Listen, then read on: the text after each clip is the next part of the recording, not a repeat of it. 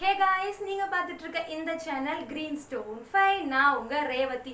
எல்லோருக்கும் happy new year. இந்த new year எல்லோருக்கும் மகிழ்ச்சியாவும் இன்பமாவும் இருக்கணும்னு நான் ப்ரே பண்ணிக்கிறேன். இன்னைக்கு பாத்தீங்கன்னா சஞ்சடாய் ஆமாங்க, இந்த நியூ இயர்ல இருந்து நான் வந்து ஃபுட் வீடியோவும் போடலான்னு இருக்கேன். ஃபுட் வீடியோனா எனக்கு தெரிஞ்ச எங்கள் வீட்டில் நான் சமைக்கிற ஃபுட் தாங்க நானும் உங்கள் கூட ஷேர் பண்ணலான் இருக்கேன். இன்னைக்கு புது வருஷம் இல்லைங்களா, சரி அதனால ஸ்வீட்லேருந்தே ஆரம்பிச்சலான் இருக்கேன். இன்னைக்கு வந்து என்ன ஸ்வீட் பண்ண போகிறேன்னு பார்த்தீங்கன்னா சிம்பிள் தாங்க, ரொம்ப பெருசாக எதிர்பார்க்காதீங்க. கரும்பு சக்கரை ரவா கேசரி, இது வந்து ஒரு ஹெல்த்தி ப்ளஸ் டேஸ்டியான டிஷ் தாங்க. இந்த டிஷ் நீங்களும் வீட்டில் ட்ரை பண்ணி பாருங்க. இந்த டிஷ் எப்படி இருக்குன்னு எனக்கு கீழே கமெண்ட் பாக்ஸ்லையும் கமெண்ட் பண்ணுங்க. வாங்க வீடியோக்குள்ள போகலாம். இப்போ தேவையான பொருட்கள் என்னென்னு பார்த்துடலாம். ரவை 1 கப்பு, கரும்பு சர்க்கரை 1 கப், திராட்சை முந்திரி தேவைக்கேற்ப, நெய் தேவையான அளவு. நான் ரவையை 1 கப் ரவையை வந்து கொஞ்சமாக லைட்டாக நெய் ஊற்றி லேசாக வறுத்துக்கிறேன்.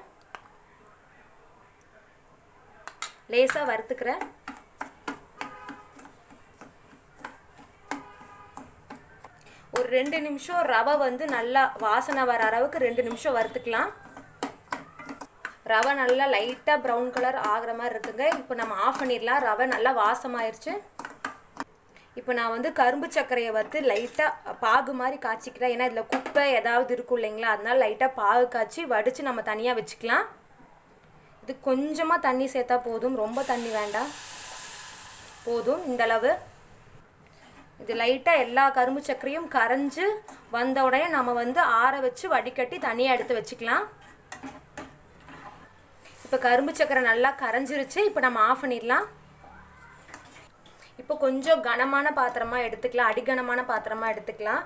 நம்ம எந்த கப்பில் வந்து ரவை எடுத்தோமோ அதே கப்பில் 1க்கு 3, 1 கப்பு ரவைக்கு 3 கப்பு தண்ணி எடுத்துக்கலாம்.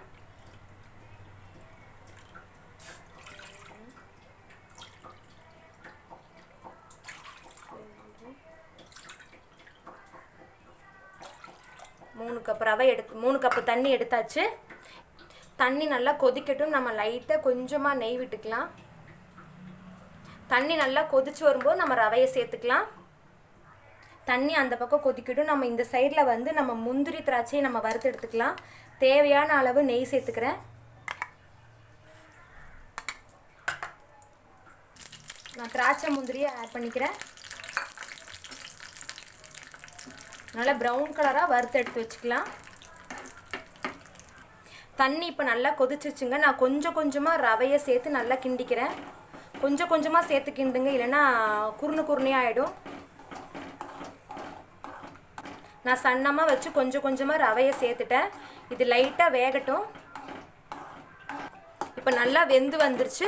இந்த டைமில் நாம் வந்து ஆற வச்சு வடிகட்டின கரும்பு சக்கரை பாகையும் சேர்த்துக்கலாம். கொஞ்சம் கொஞ்சமாக சேர்த்து அப்படியே கிண்டுங்க.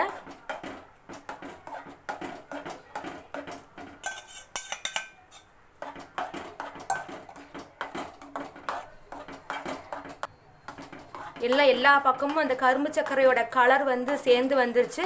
இதுக்கு நம்ம எந்த ஃபுட் கலருமே நம்ம ஆட் பண்ணவே இல்லை, கரும்பு சர்க்கரை கலர் மட்டும்தாங்க. இந்த டைமில் நம்ம வறுத்து வச்சுருக்க முந்திரி திராட்சை ஆட் பண்ணிக்கலாம்.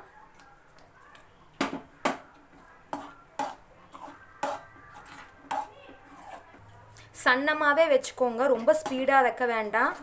அதுவே அப்படியே கொஞ்ச நேரத்தில் இறுகி அல்வா மாதிரி வந்துடும். இந்த ஸ்டேஜில் நம்ம கொஞ்சம் மீதமுள்ள நெய்யை அப்படியே ஆட் பண்ணிக்கலாம்.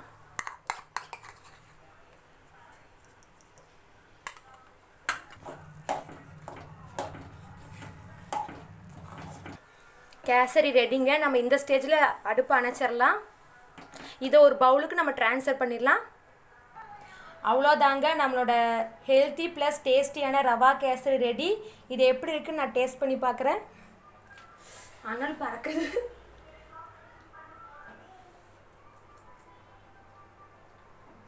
சூப்பராக இருக்குங்க.